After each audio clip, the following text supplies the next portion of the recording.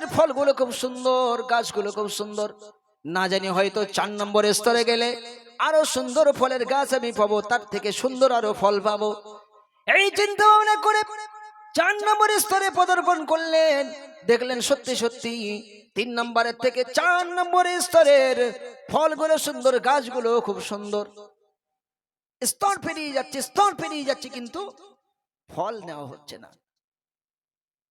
মাথায় তার চিন্তা আছে, চেতনা আছে যে আমার মালিক বহুদিন বাদে আমার কাছে ফল খেতে চেয়েছে এবং আমাকে বলে দিয়েছে যে আমার স্তরের, আমার বাগানের সব থেকে ভালো ফলগুলো নিয়ে আসবে। ওই কথা চিন্তা ভাবনা করছে আর আগাচ্ছে। একটা একটা স্তর পেরিয়ে আরেকটা স্তরে যাচ্ছে, আরেকটা স্তর পেরিয়ে আরেকটা 4 নম্বর স্তরে চলে গেলেন। ভাইরা আমার, বাবাজিরা খুব খেয়াল করে শুনুন।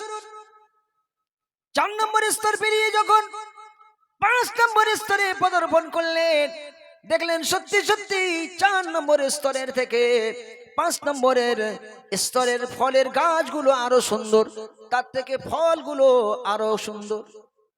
চিন্তা ভাবনা করছে এখান থেকে নেব নাকি।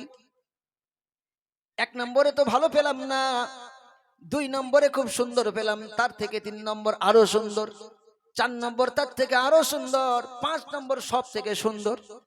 এখনো 2টা স্তর বাকি আছে, 6 নম্বর আর 7 নম্বর। ওই বাগানটি 7টি স্তরে সাজানো। মালিক একটা শর্ত বেঁধে দিয়েছিল, শর্তটা স্মরণ রাখতে হবে। কি শর্ত? যে আমার বাগানে তুমি যেইখান দিয়ে ঢুকবে, যেই দিক দিয়ে ঢুকবে, ওই দিক দিয়ে তুমি আর আসতে পারবে না, তোর অপর দিক দিয়ে তোমাকে বার হতে হবে। আর শর্ত হচ্ছে যে স্তরে একবার তুমি পদার্পণ করবে, যাবে, ওই স্তরে কিন্তু তুমি আর ফিরে আসতে পারবে না, দ্বিতীয়বার কিন্তু ঘুরে আসতে পারবে না। এটা আমি তোমার জন্য শর্ত দিয়ে দিলাম। এখন তুমি যাও, আমার জন্য সুন্দর সুন্দর ফল নিয়ে এসো, আমি খাবো।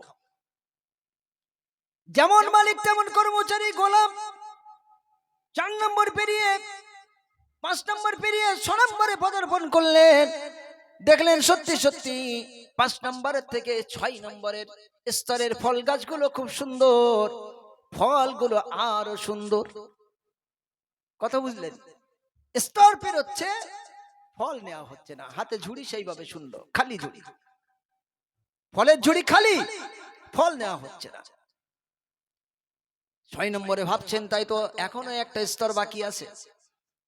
2 নম্বরে যদি সুন্দর হয়, 3 নম্বরে যদি সুন্দর হয়, 4 নম্বরে আরো সুন্দর, 5 নম্বরে আরো সুন্দর, 6 নম্বরে আরো সুন্দর, না জানি হয়তো শেষেরটায় 7 নম্বরে হয়তো সব থেকে সুন্দর ফল আমি পাবো। মানুষের আশা থাকে কি থাকে না। একতলা হচ্ছে তো বলছে আমি 2 তলা করবো, 2 তলা হচ্ছে 3 তলা। সাইকেল চালাতে চালাতে এখন সব বাইক, ঘরে ঘরে বাইক, বাইক চালাতে চালাতে এখন সব 4 চাকা। আগে ফোন, আমরা ছোটবেলায় একটা কারো বাড়ি যদি ফোন থাকতো, অনেক মানুষ আমরা একসঙ্গে দেখতে যেতাম। এখন সব ফোন, যে কটা মানুষ, মানে মানুষ যে কটা ফোন সে কটা নয় এখন। কি বলেন? পকেট যে কটা ফোন সে কটা। কি ভুল বললাম নাকি? একটা মানুষের যদি 2টা পকেট হয় তো 2টা ফোন, 3টা পকেট হলে 3টা ফোন, বেশিরভাগ মানুষের। তো সম্মানিত আমার ভাই বাবাজিরা, এখন চিন্তা ভাবনা করছেন গোলাম, তাই তো আমার মালিক যখন আমাকে শখ করে বললেন যে ফল খাবো, নিশ্চয়ই 6 নম্বরের থেকে 7 নম্বরে সুন্দর ফল আমি পাবো। চিন্তা ভাবনা করতে করতে গোলাম আগাতে লাগলেন। 6 নম্বর পদার্পণ করে 7 নম্বরে পদার্পণ করলেন। 7 নম্বরে যেই কিনা পৌঁছে গেলেন, দেখলেন 7 নম্বরের ফল গাছগুলো মরা মরা ভাব, আর ফল ভালো না। এখন কি করবে? 1 নম্বরে যখন ঢুকলেন তখন দেখলেন ফল গাছগুলো একটু মরা মরা, ফল ভালো না।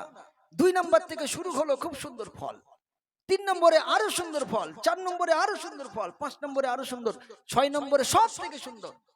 চিন্তা করলেন আমি 7 নম্বর থেকে নেব আর সব থেকে সুন্দর ফলগুলো মালিকের জন্য নিয়ে যাব।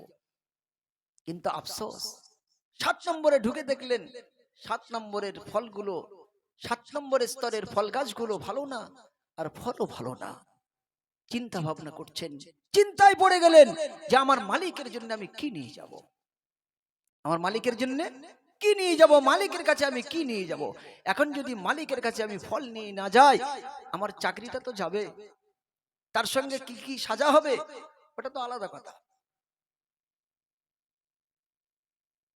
তার সঙ্গে যে কি কি সাজা হবে ওটা পরের কথা, আগে তো আমার চাকরিটা যাবে। সম্মানিত আমার ভাই বাবাজিরা, এই চিন্তা ভাবনা করতে করতে করতে করতে 7 নম্বর থেকে আর ফল নিলেন না।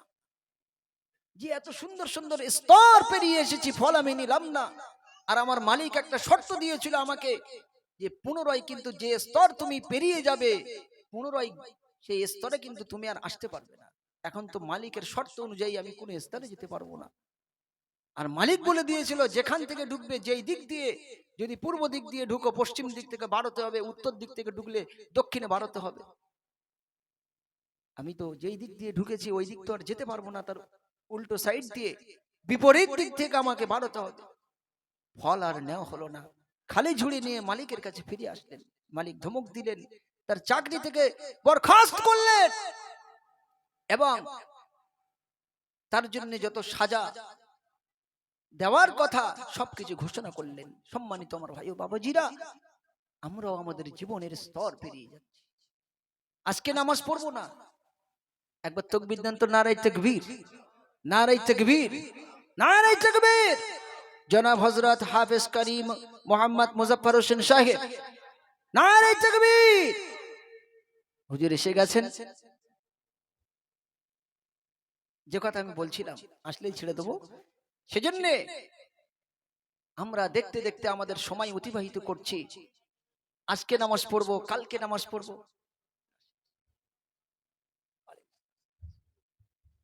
যাই হোক, হুজুর এসে গেছেন, আমি আর বাড়ছি না। যেহেতু আপনারা সকলেই জানেন গজল সম্রাট, আমি হুজুরের কাছে অনেকদিন গজল মশ করেছি।